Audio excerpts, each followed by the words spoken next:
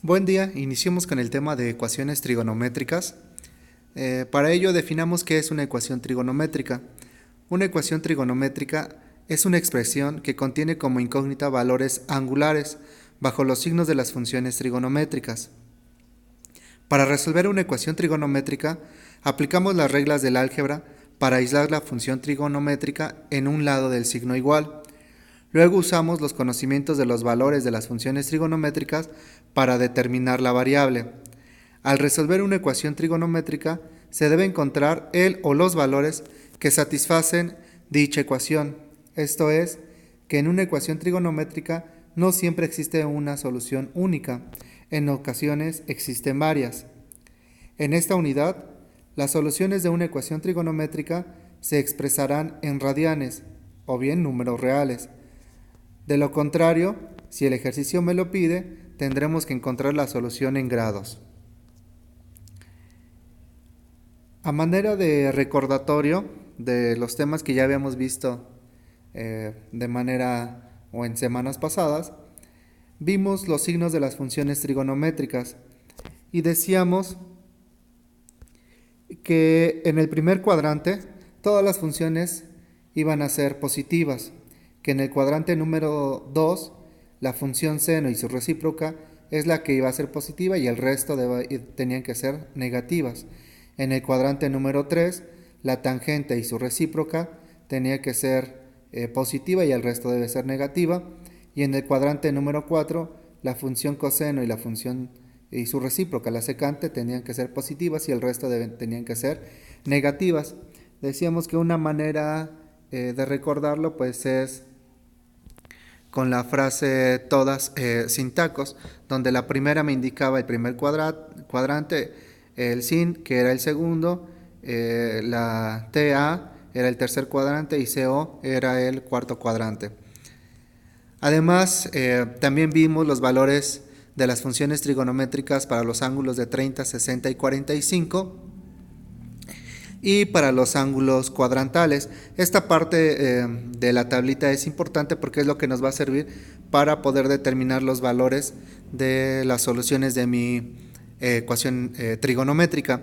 Entonces yo sí les pediría que esta tablita la anotaran de manera aparte para que ahorita que veamos los ejercicios no les cueste trabajo visualizar de dónde encontré esos valores. Entonces las dos tablas son importantes. Y iniciemos con algunos ejemplos.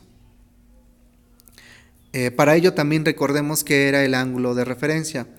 Decíamos que el ángulo de referencia se definía como sea θ un ángulo no cuadrantal en posición estándar.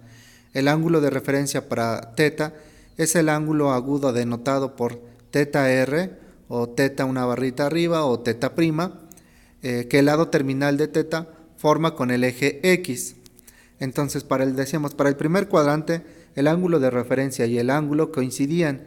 Para el cuadrante número 2 el ángulo de referencia tenía que ser igual a pi menos el ángulo, y en este caso nos va a interesar la parte inversa, encontrar, dado el ángulo de referencia, encontrar el ángulo en posición estándar. Entonces observemos que de acuerdo a la formulita que tenemos aquí abajo, para poder encontrar el ángulo en posición estándar, entonces eso debe ser igual a pi menos el ángulo de referencia.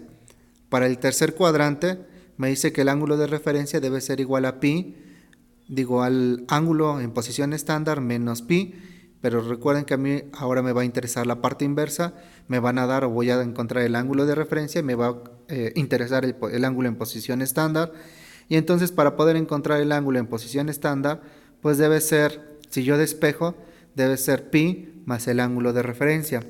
Para el cuarto cuadrante, pues algo similar, me interesa ahora encontrar el ángulo en posición estándar dado el ángulo de referencia. Entonces si yo despejo de esta formulita, tengo que el ángulo en posición estándar debe ser igual a 2pi menos el ángulo de referencia. Entonces estas tres cosas son las que me van a servir o las que voy a utilizar para poder resolver mis ecuaciones trigonométricas. Entonces, ¿qué es lo que me van a servir? Los signos de las funciones trigonométricas, los valores de las funciones trigonométricas para ángulos cuadrantales y ángulos de 30, 60 y 45, o su equivalente en radianes, que sería pi sextos, pi tercios y pi cuartos, y sus múltiplos, y los ángulos en posición estándar determinados por los ángulos de referencia.